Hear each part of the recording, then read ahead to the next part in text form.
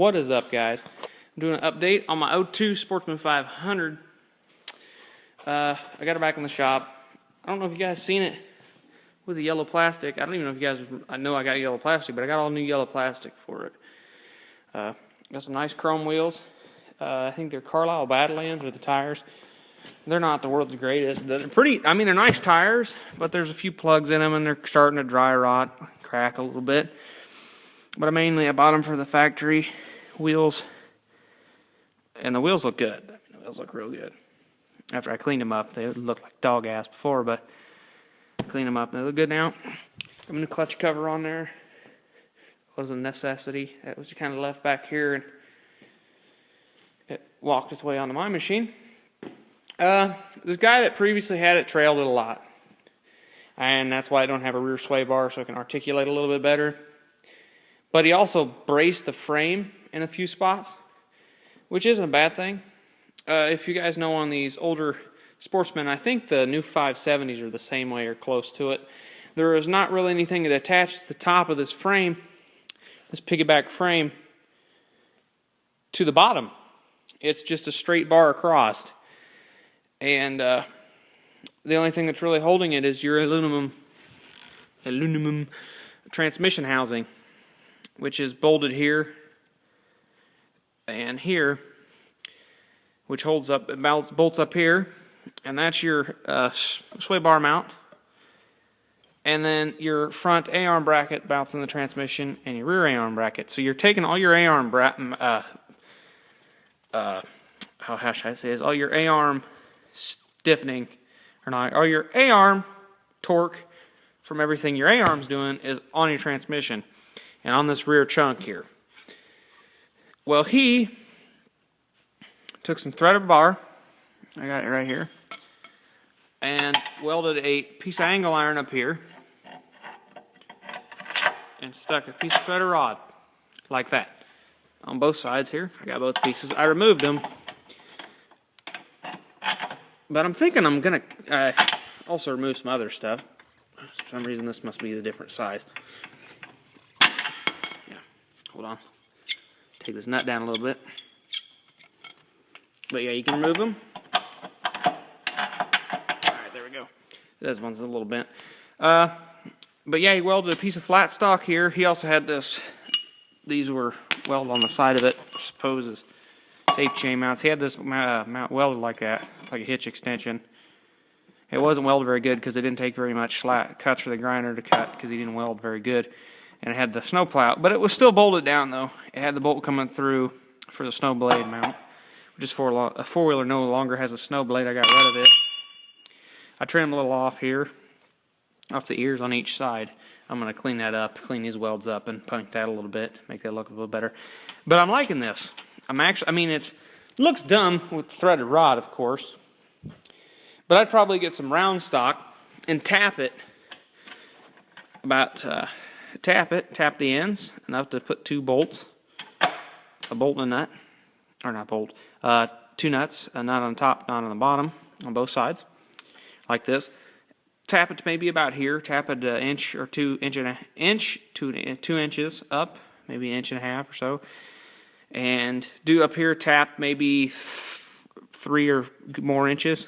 Tap basically to this bottom of this angle iron where you wouldn't be able to see the taps or see the threads, just so you can bring the nut down so you can pick it up and pull it out if you ever have to. But I'm thinking that actually wouldn't be a terrible idea, because that would take and connect your top post to your frame to your rear section of your frame. He had it done in the middle. He had some, here he welded this piece in. I'm not going to remove this piece because he welded this in pretty good. He didn't weld the hitch on or the shit. But he welded this and this angle iron piece in there pretty well. I think he even welded a little bit up underneath there. But he welded this on pretty well here. And this is a piece of angle iron as well. So that's giving me a little bit more of a box around the transmission mount, which having a little bit more torque with your transmission mount on your transmission mount's a little bit good, not as bad. Yeah, as you can see, this comes down, connects your transmission. Basically, your transmission is the only structural point and taking all the pressure of your system. I know the machine's dirty. Give me a break. Taking all the torque and stuff, everything. And I'm not a big fan of that. I mean, it works, but you're just asking to crack a case if you're really being hard on it, which I'm not going to try to ride this. But it's also not too bad to have it braced up a little bit in case you do go out and do something stupid with it. You guys can see the rear brake, not the third brake, the rear brake. Yeah, there's the carburetor drain. Oh, it's getting a little chilly in here. I got the exhaust off. I cleaned up the downpipe. I'm going to wrap it with some header wrap and get it a little bit, keep it a little cooler. I don't want to melt my new plastic. I got a new pipe. I don't know what it is. It's a stainless steel pipe. It's polished. I think it's either a stainless steel pipe. I think it's stainless steel. I'm not real sure. It may be a chromed pipe, but it looks good. And this thing sounds like, they sound like a V8 kind of in a building. I mean, it's ridiculous. It's got a lot of throatiness to it when it's, until you wrap it up, you know it's Polaris when you wrap it up, but that doesn't really muffle it very much. And where I'm going to ride it, noise restriction is not going to be really a problem. Basically, this thing's just going to look good because I don't think I'm going to ride it terribly that much. It's going to set and just look good.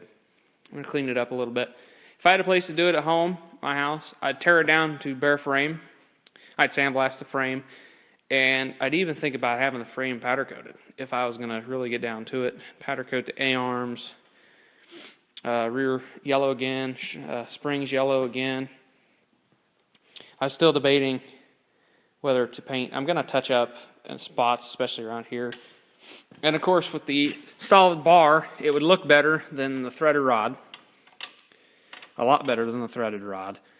Yeah, it would just look better than the threaded rod.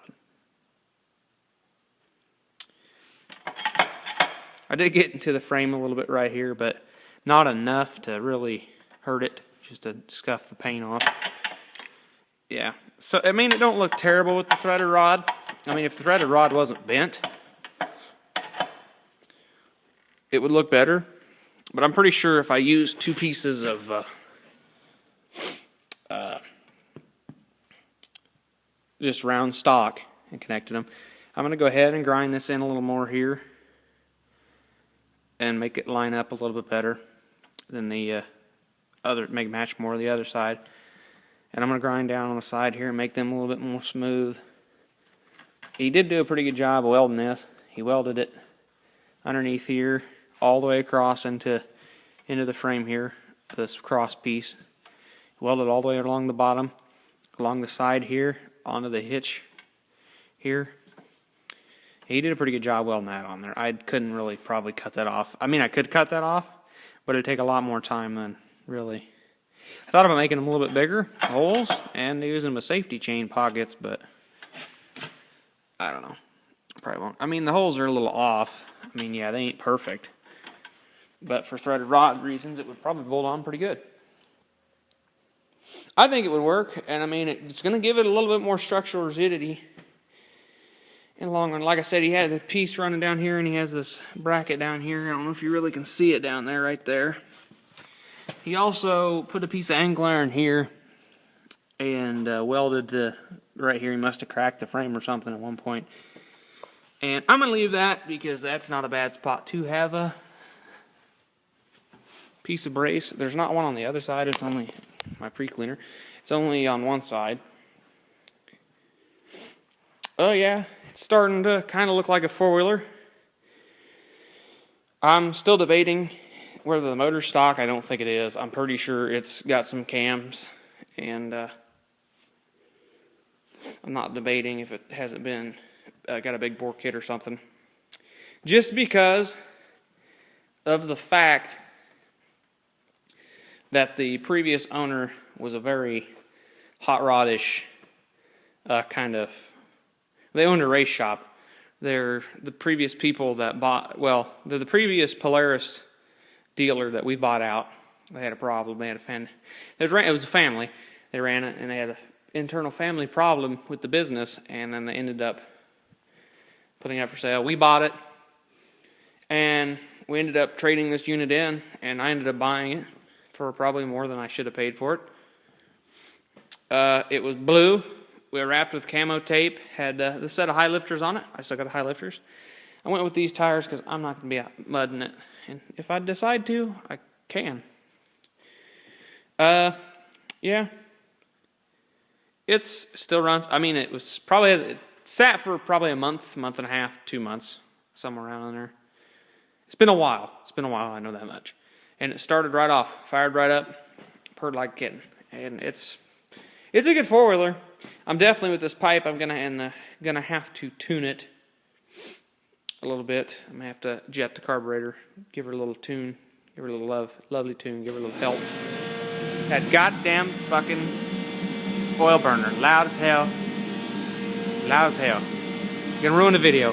But I'm gonna let you guys go so you don't have to listen to this heater like I do all day. And yeah, thought I'd give you a little update on the old Sportsman 500, and hope you guys are ready for something new at 2016. That might be the next video or so. So, yeah, guys, that'll be pretty fun. We'll catch you later.